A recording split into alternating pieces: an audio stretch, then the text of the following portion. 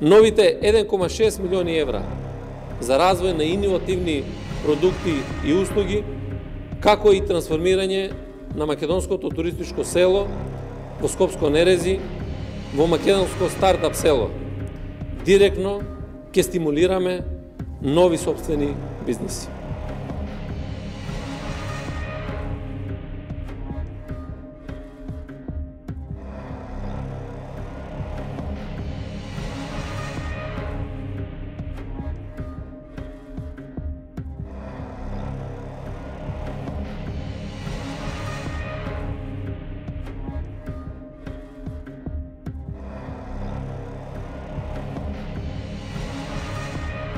По владата на Република Македонија, односно заеднички служби, не се подготвени објектот да го стават во функција, да го доделат на општина Карпош.